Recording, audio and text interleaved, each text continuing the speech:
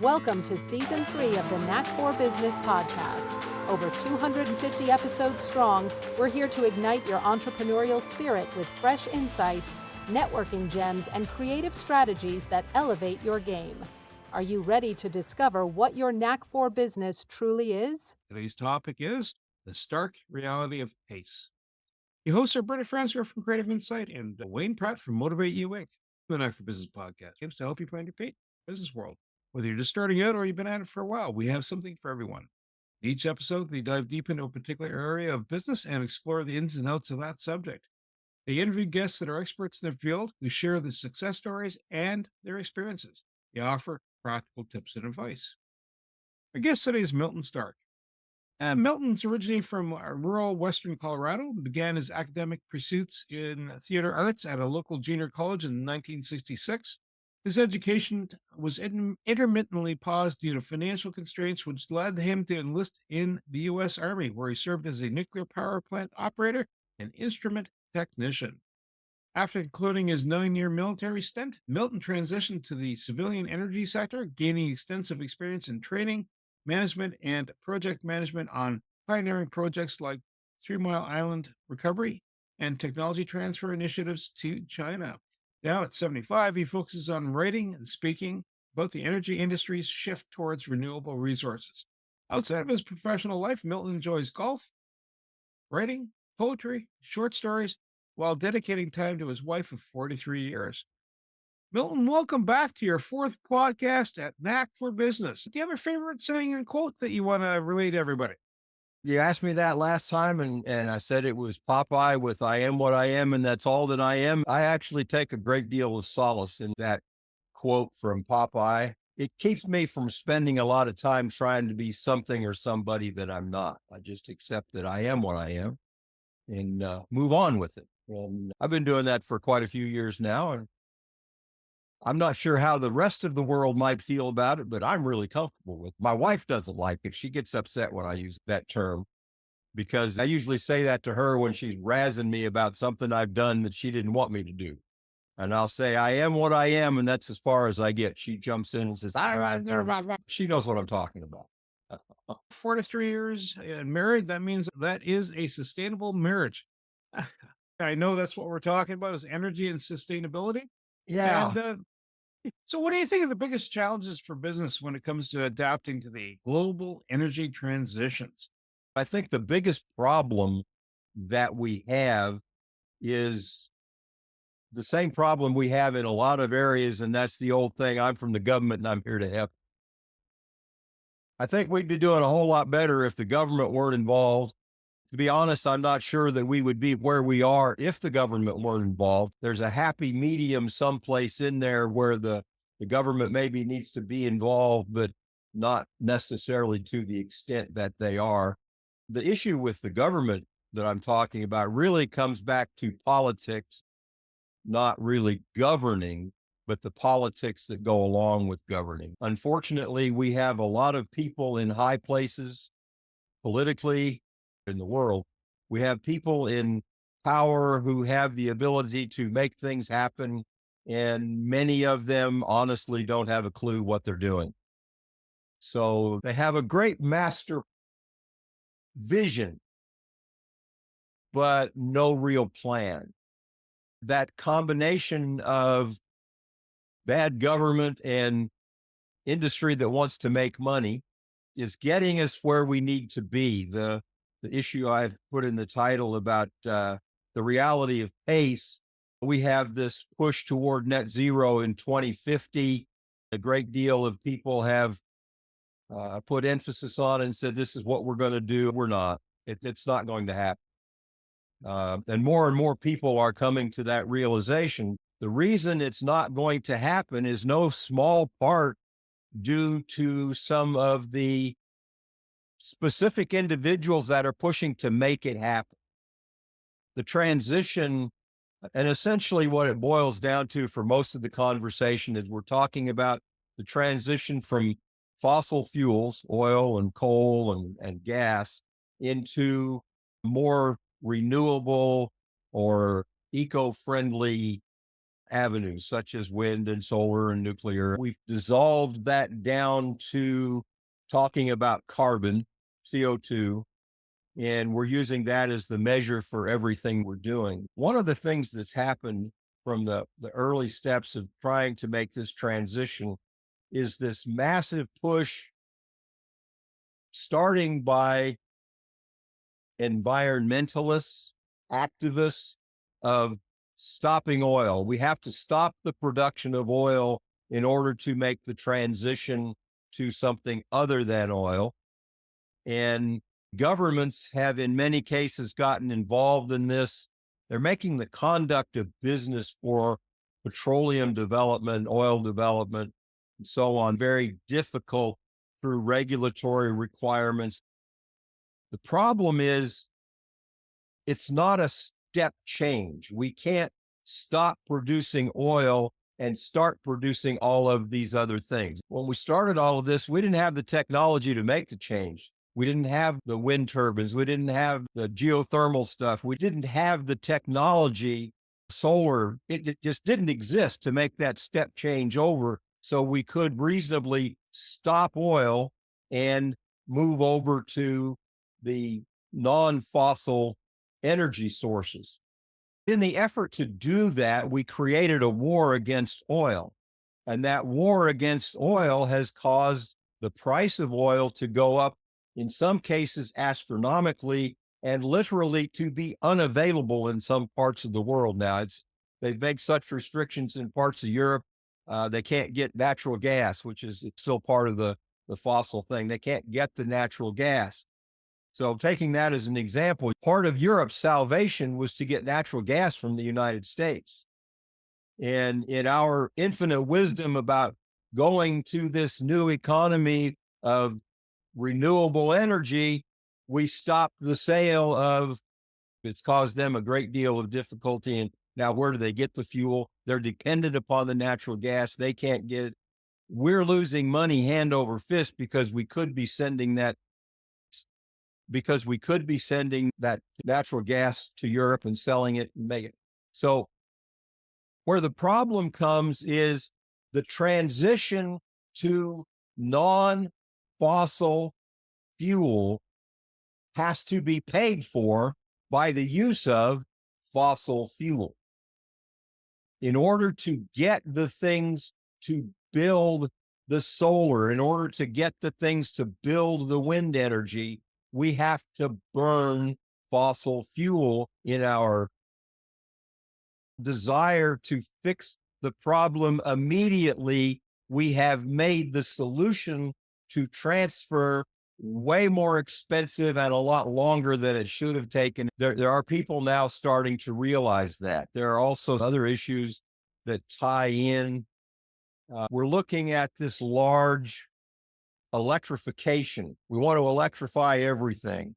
In order for us to electrify everything, we're going to increase the size of the grid by, say, 25%. We're going to increase the capacity of the grid by 25%. There is no capacity to increase on the grid, the U.S. grid. Actually, worldwide, there's no capacity to increase on the grid. That means new construction.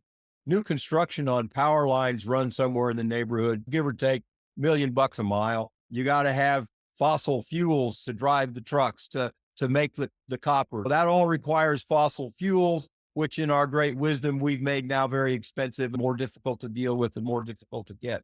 We have figured out how to solve this problem by going to non-fossil energy.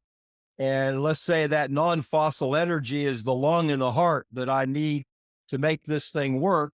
But in order to get there, I've taken a hand axe and I started it by toes, and I cut my toes and then my ankles, and now I'm up to my knees. So we're cutting off the foundations that we need in order to build the renewable energy systems that we have to have. I got a question for you. Shoot. I get what you're saying. You want to have the perfect landscape, but to get to the perfect landscape, you have to spill some blood, for lack of better words. Is it more a matter of coordinated effort and resources? In other words, whether you're talking government and the private sector, Sometimes if they do it in isolation, you get weird things happening. You get either an extreme or not effective or efficient results, whether it's production or going forward. There's a bit of a waste from the capital side or from the private industry. It's waste as in byproduct. It's not. Mhm. So it's trying to strike the happy balance. Like we get the fuel part about doing the transition, and geez, it's going to cost more because you're stressing the system. But are the two things that play here coordination and time? It's all about timing, right? If I go to bake a cake and I'm looking for the flour, I've got the oven heated up and got the pie filling ready to go. But I haven't made the crust yet. I'm now going to take longer keeping that oven heated up. Is it a coordination issue and just that's the masterful strokes? Because this is going to lead into other areas. What will a business do? Like you're standing on the outside going, you can see all the balls in the air and going, where do I fit in here to do the right thing, but not lose my toes in the process or it costs you too much? I thought about changing my mantra about I am what I am, that conversation we had at the beginning. I have another one that's a close second, and I've been considering maybe I wanted to change it. If you are doing something because it's the right thing to do, it's probably not. When you're in a conversation and you say, I want to do the right thing, you're really guessing. You don't know what the right thing is, or you'd say, I want to do this, which is the right thing. But we don't. We say, I want to do the right thing. So we're basing that right thing on some feeling that we have, not some thought that we have. That statement that it was the right thing to do is almost a zero brain power statement. It's all emotion, and that is the driver that has put us in this mess in the first place. We have the people who know how to make the plan. We have the ability to carry out that plan, but socially, we're not willing to accept it because the right thing that everybody wants to do, when it's the right thing, it's an immediate solution. There is no immediate solution. And if you really stop and think about it, that's almost true for everything in life. There is no immediate solution. But socially, we have come to desire an immediate solution. We've come to expect an immediate solution. And we've done that through our immediate availability of information through the internet, so on and so forth. But there's a cost that goes along with it. The quality decreases exponentially with the speed. You can get information on the internet in a matter of seconds. But to actually utilize that information, you need to spend hours evaluating what you're looking at and its value. Is it true? Is it supportable? Is it functional? We're not doing that. We're taking that stuff that's thrown out to us as a solution and moving forward. The old three pigs, we're building our house on sand with sticks. We've forgotten that it takes time to create bricks if you want to build a brick house. It's a process that we have to go through to get there. That's a physical reality. And politically, socially, we don't want to accept that. When I say we, I'm talking about worldwide. I hate to get into this thing, but it tends to be a generational thing. The generation prior, like I said, I'm an old guy. I'm 76 years old now. Right? My view of the world is different than my parents' view or my grandparents' view. I had to do different things in order to be successful and make things work. As my children and my grandchildren and now my great-grandchildren are coming along, they've gotten more and more into this high-speed, high-energy, immediate kind of resolution. But when you move that fast, the validity and the quality of what you're doing is exponentially decreasing as you increase that speed. Across the world, we're desiring and willing to accept fast in place of good, even though that fast may be costing us a great deal and may ultimately cost us everything. There's an avenue within this of moving so fast and increasing the price of what we have and what we're doing to the extent that we cannot physically accomplish what we do at the end because we've moved too fast, spent too much. Milton, one thing that you've spoken on before is everything is energy and the key is density. Tell me about if there's any energy dense products coming with innovations and time that you're excited about. Ooh, outside of some possibilities in nuclear, the answer to that question would be probably no.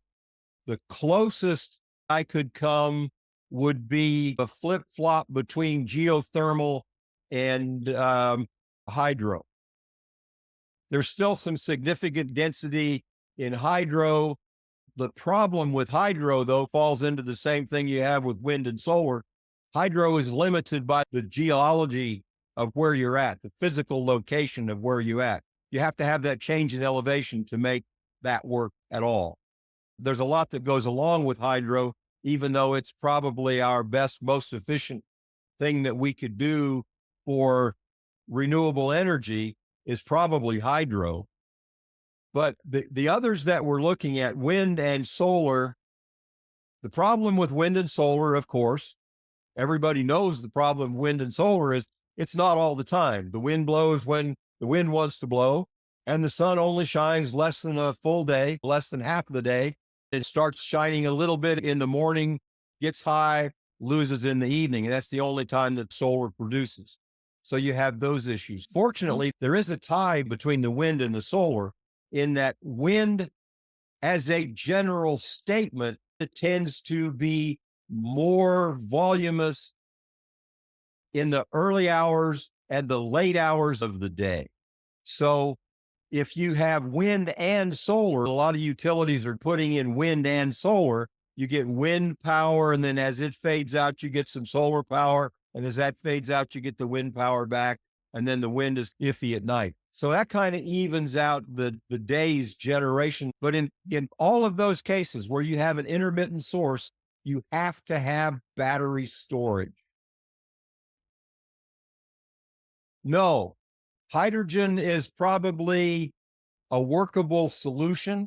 There's a lot being done with hydrogen in a couple of different avenues, both in fuel cells and using hydrogen as a direct fuel. The issue is density, which is how you started the question. The reason I'm not excited about hydrogen is the level of density involved. Do I think hydrogen is part of our solution? Absolutely. But there's a lot involved with getting the hydrogen, handling the hydrogen, using the hydrogen. That makes it expensive to deal with in and of itself, but then it's less dense than the fossil fuels and stuff that are there as well. So you got to have more of it. But yes, I think hydrogen, solar, wind, nuclear, geothermal, and hydro.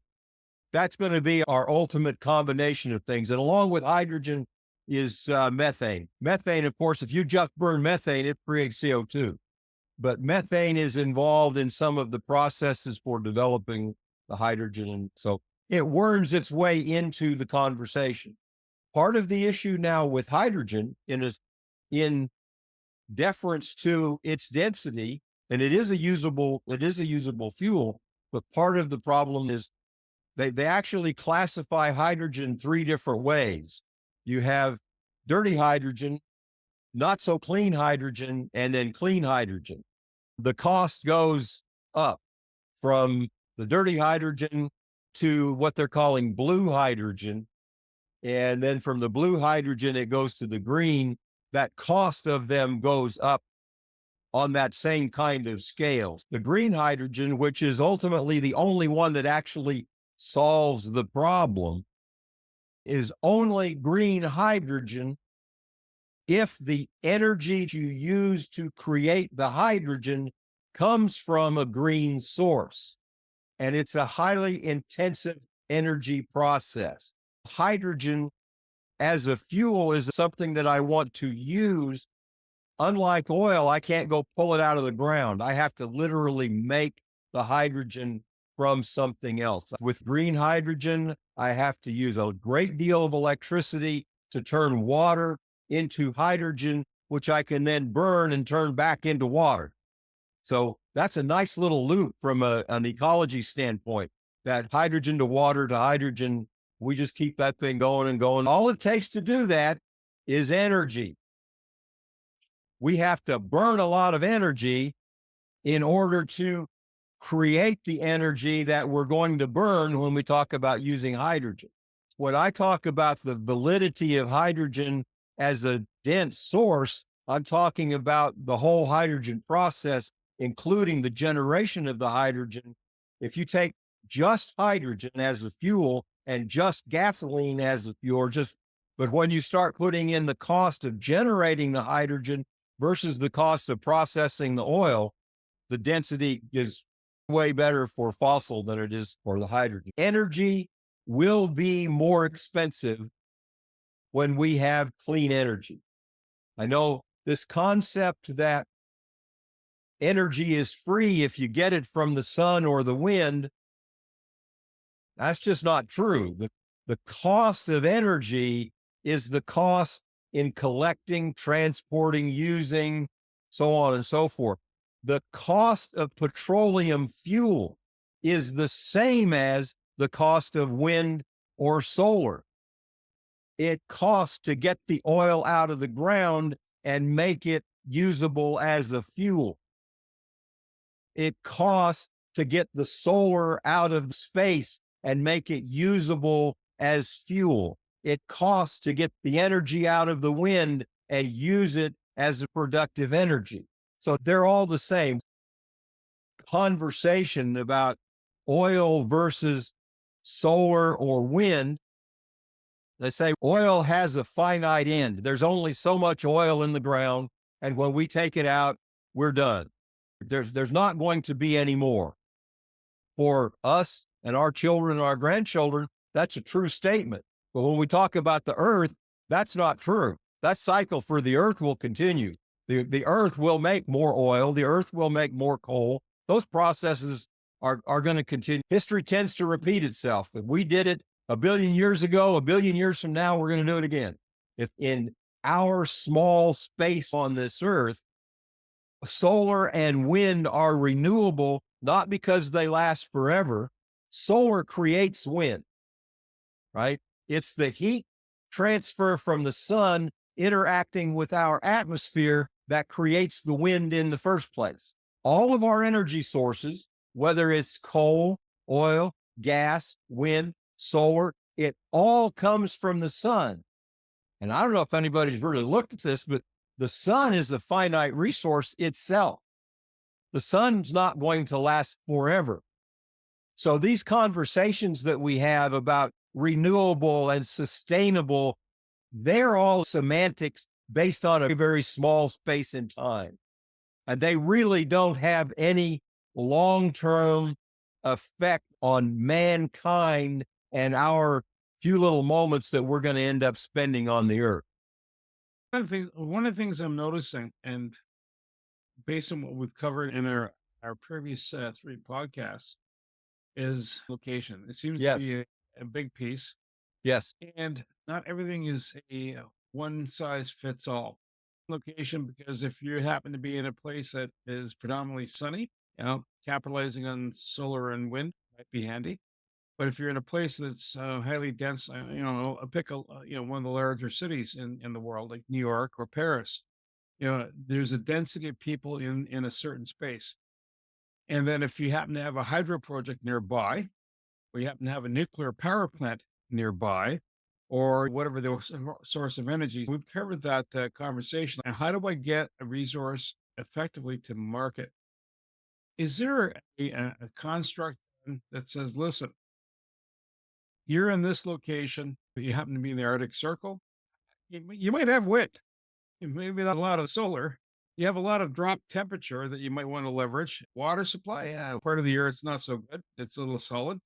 Versus as you go away from the Arctic Circle, you'll have more water tributaries, you'll have glacial runoff. If you happen to have a mountain that happens to capture El Nino or its other counterpart that I can't think of right now, you'll have a lot of waterfall coming down, depending what side of the mountain you're on.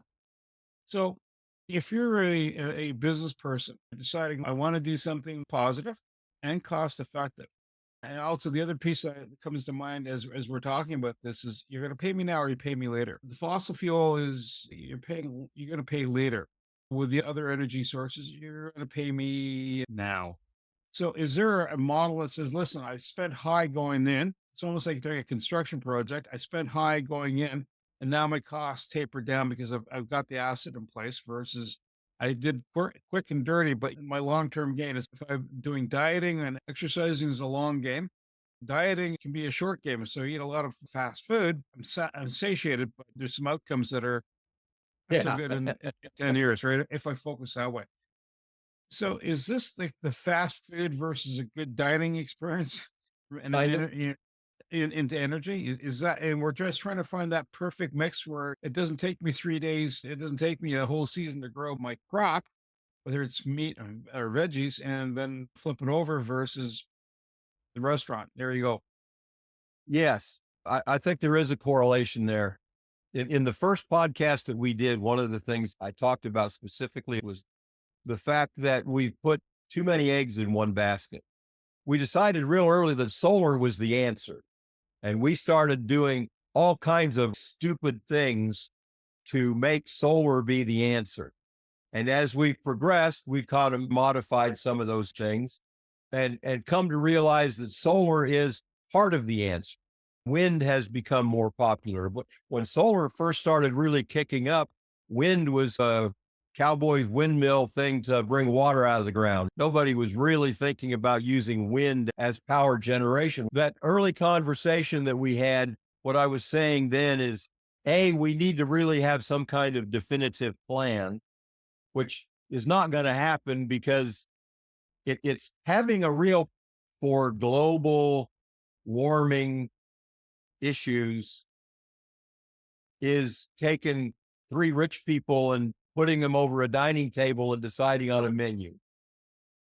It's never going to happen. They're each going to eat what they want to eat.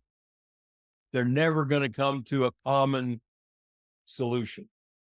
So we're never going to come to a real plan, but we do need to agree to utilize all of the sources that we have available to their best usage. I really believe that's the long-term solution, both to the transition. So today, the best usage that we have for fossil fuel is to be taking it out of the ground as much as we can, make it as cheap as we can, and use it to build the infrastructure and to do the things that we need to do in order to make our sustainable stuff happen in the future. We're going to have to do it anyway, but we've gone out of our way to make it expensive. So we need to get rid of that idea. We need to let the fuel come in and do what it needs to do. Sheikh was actually trying to say in the big conference that they had in Saudi, this last international climate change conference, that's what he was saying. We need the oil. He wasn't saying we have to have oil from now forever. He's saying we need the oil now just to function. And he's right. We need the oil now. We need to do what we need to do to get it going. But then we need to be utilizing the other resources that we have. We've concentrated on two things socially and historically: to get rid of the oil, get rid of fossil fuel, and to go solar, go electrified, right? Let's not say go solar, but electrification. Those are our two answers. But there are many pieces to this puzzle that should be part of our solution. There's a great deal going on in thermal energy storage and thermal energy utilization. A significant portion of the electrical energy we utilize currently and plan on utilizing in the future is used for space heating in homes and business, so on and so forth. There's no reason to make that stuff electrical. We can go directly from heat sources to using that heat by using thermal storage systems versus electrical storage systems. We can make some of our electrical storage systems much cheaper if we went to thermal storage Like, so I have a big house. I want to heat. I have electrical power available. So I can hook that electricity up to a heater. We can hook it up to a heat pump, but that requires that I have energy when I need the heat. That makes a problem for solar because I can't run my solar system at night when it's cold as hell. I need heat at night. I don't have solar. So that means I have to store it somewhere. The way that we've immediately jumped on and everybody's looking at is I'm going to put a big battery out there and I use the solar during the day to charge my battery and then the battery to heat the house at night. But I don't need to do that if I use thermal storage. I can take that same electricity, put it into heating coils in a bucket of sand, heat that sand up, and then use the hot sand at night to heat the house up. The storage capability of those kinds of things, thermal storage for sand, for carbon, brick, there's a whole bunch of different technologies we're looking at for thermal storage. They are nearly as efficient, within 1% of two, of what electrical storage is, and a lot cheaper. I can store 10,000 BTUs of heat energy in sand for a few $100. It takes a few $1,000s to do it with batteries. So we need to be utilizing that, using the resources that we have and not just concentrating on making this massive electrical system and do everything by electricity. One thing that comes to my mind a lot when I see this stuff going on, what we're doing right now, going back 1979, the reason this is significant to me, 1979 was the accident at 3 Mile Island. I was part of the recovery team for that accident. I lived in Hershey, Pennsylvania while I was working at the plant. Every day, driving back and forth from Hershey to Elizabethtown or Middletown, where the plant was, I went past this small ecology housing development project in Pennsylvania. As I watched them build this home, about 2,500 square feet of living space, I would stop and see what they were doing when it was finally finished and they put up for sale. I went in and looked at it, and it was way outside of my cost point at that time. But everything in that house, as far as heating and cooling, was passive. They had buried piping systems to transfer heat to and from the earth. And the whole south facing section of the house was an 8-foot deep atrium. That atrium had motor operated windows at the bottom outside, the top outside, and the top inside.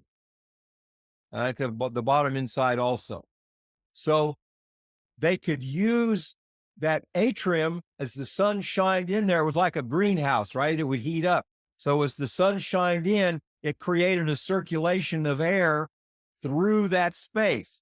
If you wanted to make the air circulate out of the house, you'd open the interior bottom windows and the exterior top windows, and the air circulating, rising just by the heat from the sun, the air rising would suck the hot air out of the house, and it would bring cool air from the earth up through those pipes into the house. And you could cool that house comfortably around 70 degrees.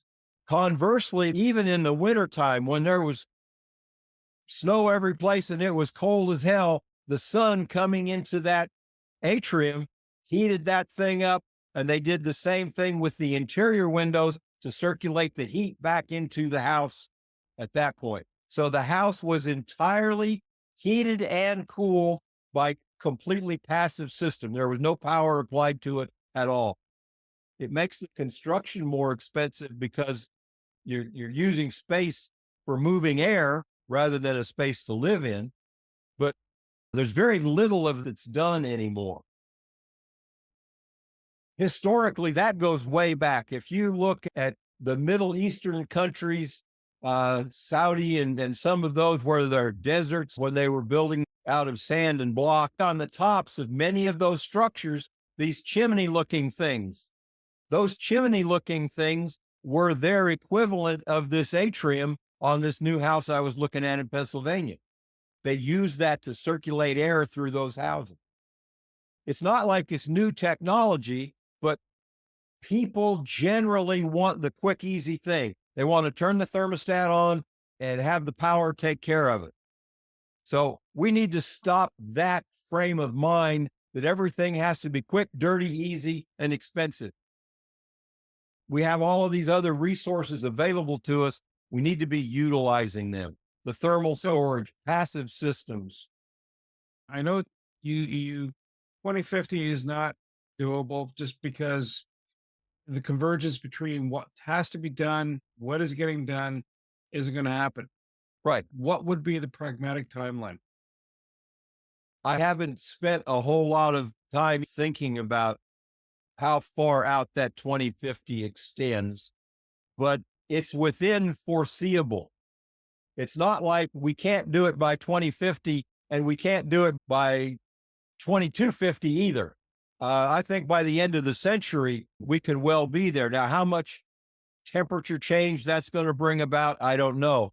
What I believe, and I'm not alone in the belief, is that there are definitely changes that are going to take place between now and 2050 and after 2050. I do not believe in the destruction of mankind by 2050 if we don't have zero carbon.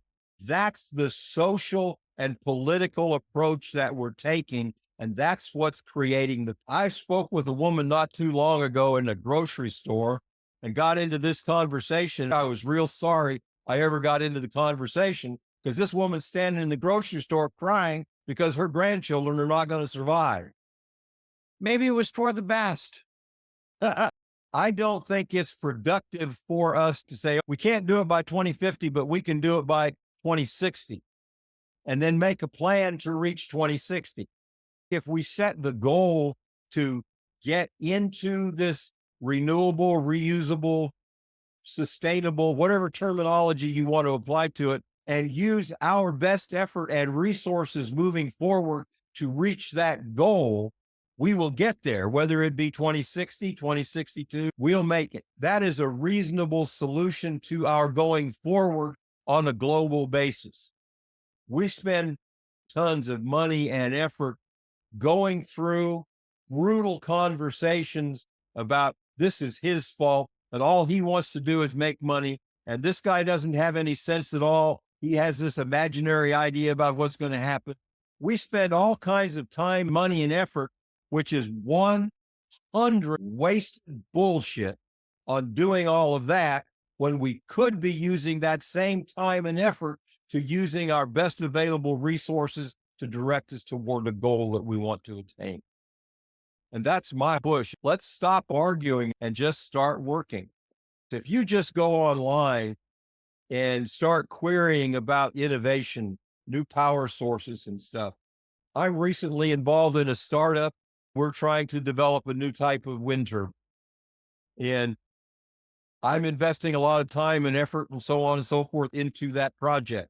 We're not the only one. If you go online, you can find probably in a matter of minutes, 10 different companies developing different types of wind turbines to add to this pile. Some of them are going to be workable. Some of them are going to have a very limited application. Some are going to have a broader application, but they are all contributory to the effort because every time we do one of those, that information, that's something new we've learned. It's something that can be applied. So you have the technologies in wind turbines. If you look at solar, it would seem like we've reached the pinnacle. We've got it down to certain costs and so on. But the innovations in solar continue with the solar cells themselves. We've got some real room for efficiencies in there. Solar cells are less than 20% efficient as far as the energy from the sun that hits the solar cell versus how much of that energy we collect is tiny. It's because we're collecting a very narrow band of energy that's coming from the sun. If we can increase that band, we increase that efficiency. And we're working on that. I read a very interesting article out of MIT. It's taken in a whole separate band, and they're building a 2-layered cell. one layer of the cell takes the band that we're using now, and the other layer takes a longer bandwidth of light, so we can collect both of them like a sandwich over the top of each other. That's increasing the efficiency on those cells. They've developed, I think this was also out of MIT, taking artificial light, creating a thermal storage so hot, like 2,800 degrees, something in that neighborhood, so hot that it glows like a light bulb. Then they use a porthole to bring that light out, and the light goes to essentially solar cells, but those cells are mirrored in the back. They're double layered cells, so they take a wider band of power, but the energy that is not absorbed by the cell is reflected back into the thermal pile again. So we don't lose it. It goes in that thermal pile and comes out in a different, so we get to keep that energy to help keep that pot hot. So those kinds of things are going on all the time. Every university in the country that's doing any research has some portion of their research going toward this energy process or supporting the energy process or something else. The industry's all over it. One of the big things that we have problems with is the grid. Like I said earlier, we don't have a grid to support 20% increase in production. So they're doing some innovative things. One of the things that I thought was really interesting to me, many of these coal-fired power plants are relatively close proximity to cities, but they're on a pretty large space. If you think about a coal plant, you've got the space required for the boiler, the generation system, the cooling tower, processing the coal, the space that's required for shipping or for storing the coal, the space that's required for the rail to come in and out to bring the stuff there. So it takes a pretty large space. That power plant, say it's a 500 megawatt power plant, it has existing grid structure at that power plant. They're shutting the power plant down because they're stopping to use the coal. I've seen places now where they're taking that resource and they're stripping out everything except the power generation and the steam cycle part of that, and the transmission part and the substation section of that. And they're taking all that space where all of that other stuff was, putting solar in there. Now, they're not coming out of there with the 500 megawatt plant.